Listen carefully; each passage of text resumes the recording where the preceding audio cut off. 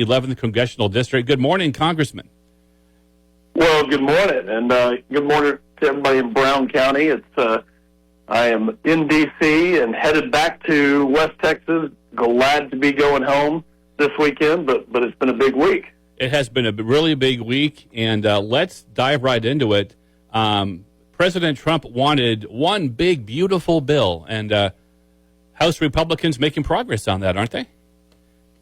Well, we sure are. You know, and what a gosh, I mean, when you think about the outcome of elections and what it means to the country, what it means to people in Texas and the district that I represent, this is it. This is why this is the moment we've been waiting for and why we were elected.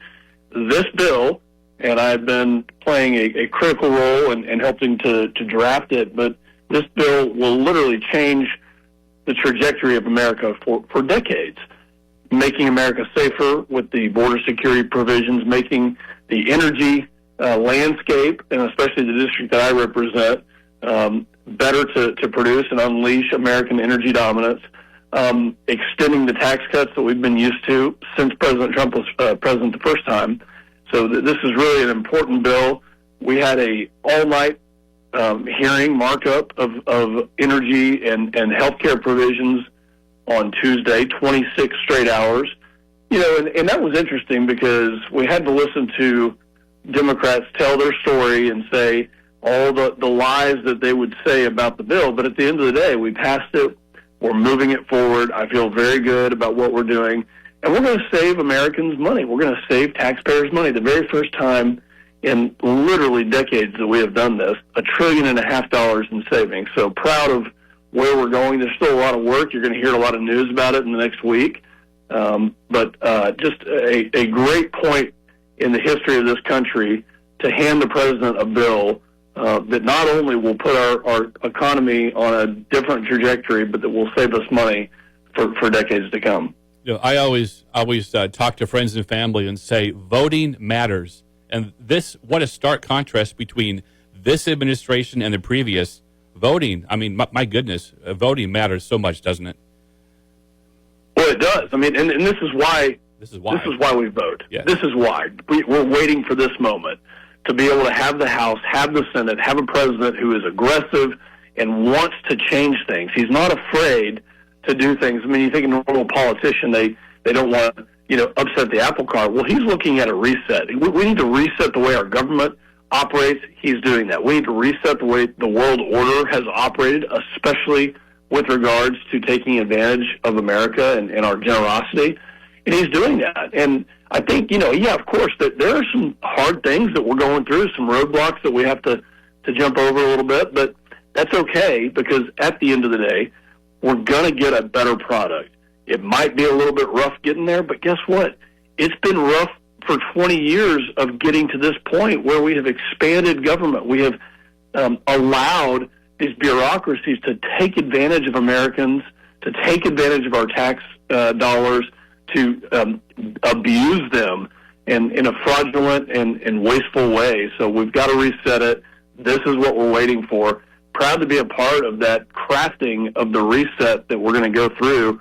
And to be honest with you, we don't need just 2 years or 4 years. We really need 8 to 10 years, 20 years to be able to reset us back on that path where we can have that country that we're proud of, that our kids can inherit. And if we don't do something, that they're going to inherit a bankrupt country. That really is the bottom line. Oh, I agree. I feel that if President Trump did not win, it was in for a rough time. And then, so this big, beautiful bill, the House Republicans made big progress. Where does it go from there? Does it go to the Senate and they work on it after you pass it in the House? That's exactly right. And, we are doing the best job we can to craft a bill that goes to the Senate that is ready for prime time. And I think that's the product that they're going to receive from us. And again, there's still a little bit of work as each committee. I'm on the Energy and Commerce and the Homeland Committee, and both of those had a part in this, had a big part actually in crafting these pieces of the bill. But we'll tie it together. We'll vote on the kind of the final outcome on the House floor, and we'll send it to the Senate. and hopefully they move with an aggressive speed. I mean, that's really what we need them to do so that we can get it to President Trump's desk and we can get this signed into law. You mentioned you're on the Energy and Commerce Committee, which is a very, very important committee.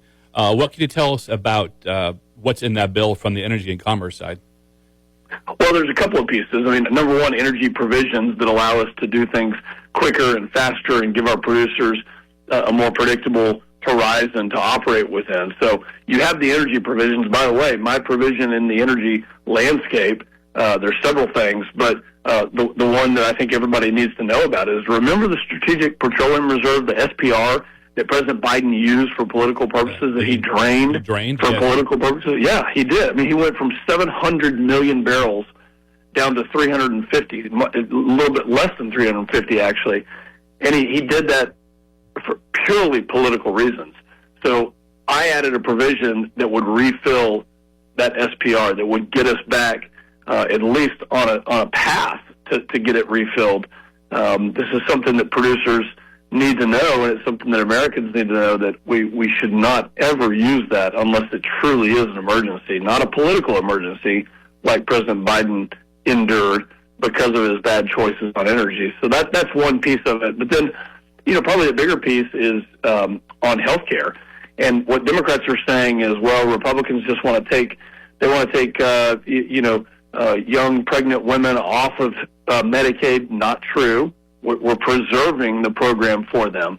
Texas has done the right thing. We don't have able-bodied working adults on Medicaid. We have children. We have those who are disabled. We have pregnant women. The program was designed for those three categories. But in places like New York, guess what? If you're 35 years old and you can go to work, but you choose not to, you can get Medicaid. We're saying no more. No more of that. You need to go to work and get a job, and let's preserve this program for those who actually need it, who deserve it, who the program was designed for. And that's a big piece. You think Energy and Commerce, the committee, has nothing to do with healthcare, but we actually have everything to do with healthcare.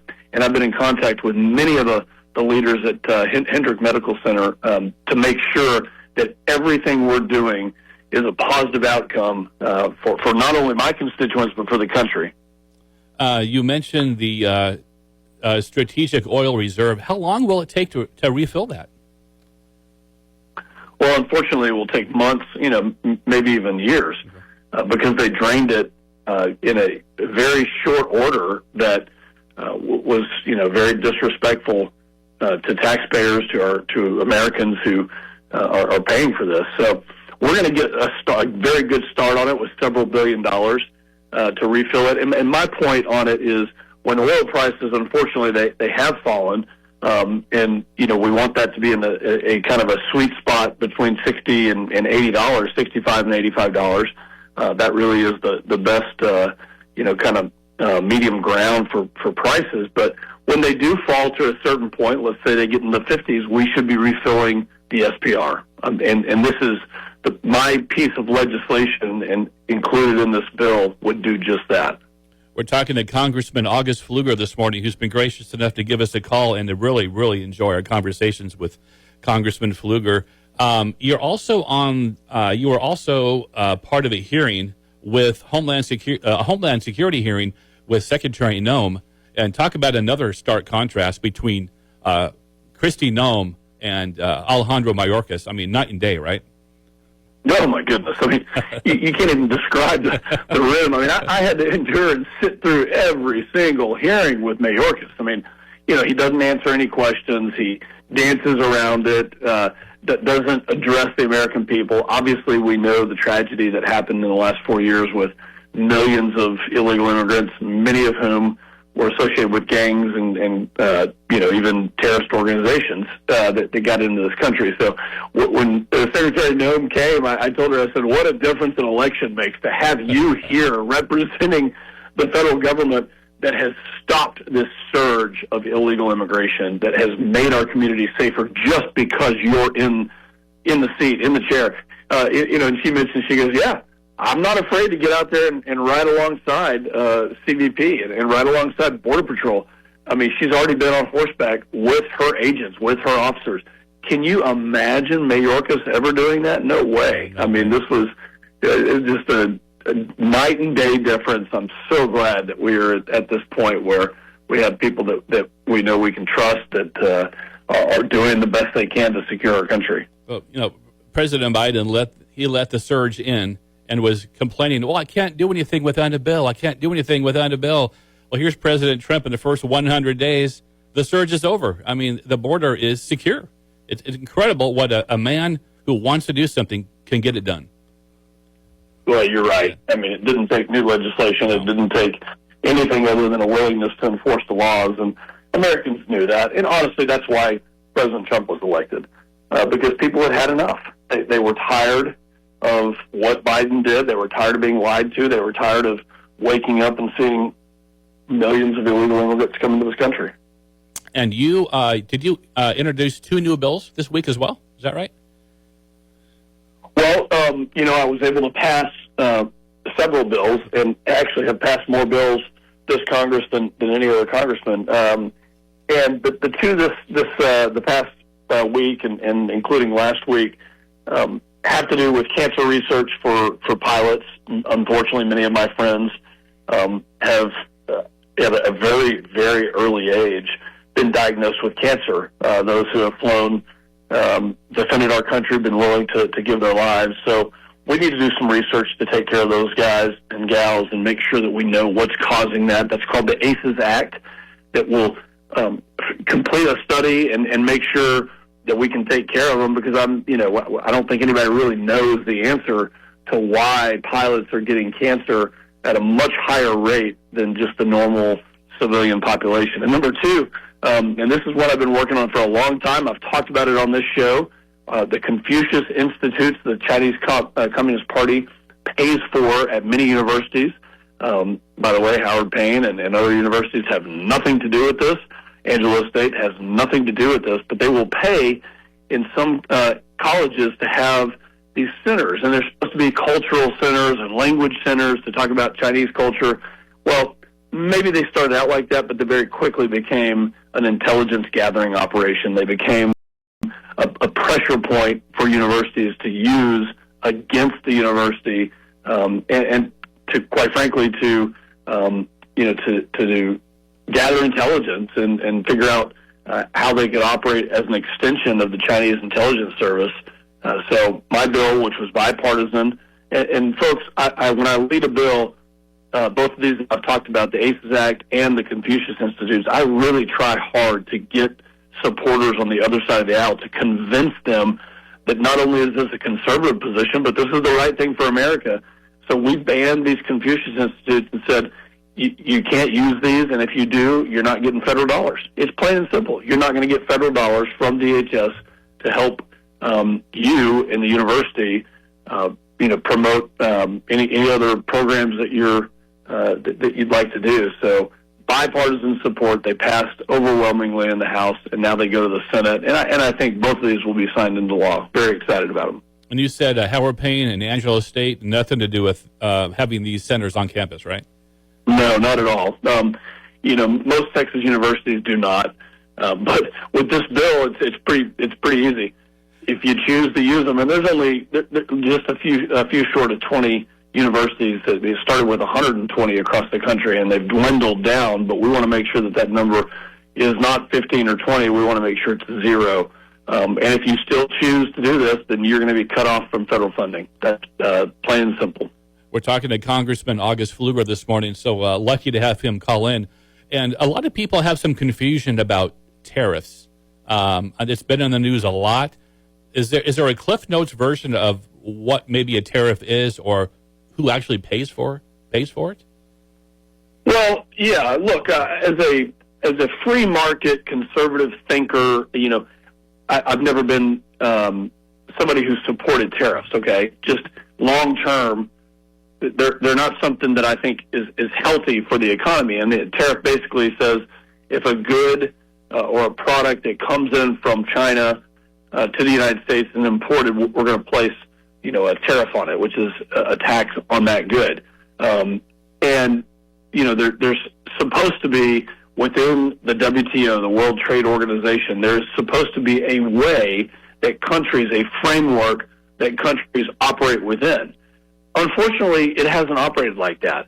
So tariff or no tariff, we're getting taken advantage of by countries like China. I mean, this is easy to see. They sell their goods here. They're selling them for a very low price. They're profiting off of America and our population. And by the way, we all know the rest of the story because they're sending over the precursors to fentanyl. They are stealing intellectual property. I mean, they're doing things on a non-tariff side that are not good actors. They're taking advantage of our country in every way. So President Trump has had to come in and say, look, enough. You're not going to take advantage of us like that. And until you come to the table, until you actually acknowledge the things that you have done, including, by the way, buying land in the United States next to military installations, can you imagine America being able to go over to China and buy land next to their military installation? No way. They don't let us do that. So all these things need to stop. And I think when that happens and we're on a path to making a deal, President Trump sent his team to meet with the Chinese team, and we're on a very good path to reconciling these differences and to getting back to a level playing field. So that's a long answer to your question, but, I mean, President Biden just let us get run over. I mean, unfortunately, that's the trajectory that this country was headed on, which was every American was subsidizing every Chinese citizen. And we can't do that anymore. We have to think about our country, our people, our needs, our economy, our strength, our national security first. That is what President Trump is doing. And it takes tools like tariffs to get us back to that realization and to use leverage to get a good deal, which is what he's doing. Common sense back in the White House, and he's also making great progress in the Middle East. It's amazing what this man can get done. It's just phenomenal. Well, I was talking to some very senior members of the White House yesterday, and I said, look, this deal, the deals that he is doing and making in the Middle East, I mean, what a difference. We don't want the chaos that has happened there. We need strong partners, people that will push back against the Iranians, and that's what he did. He went to Saudi Arabia, he went to Qatar, he went to the UAE. I was stationed over there. I was deployed over there for a year and, had a chance to see the chaos firsthand. Thank goodness President Trump is back in office. He has our backs, and he's trying to leverage relationships and business deals and investment to stabilize a region where we know terrorism has really grown rampantly in that part of the world. Let's put an end to that, and let's get back to stability.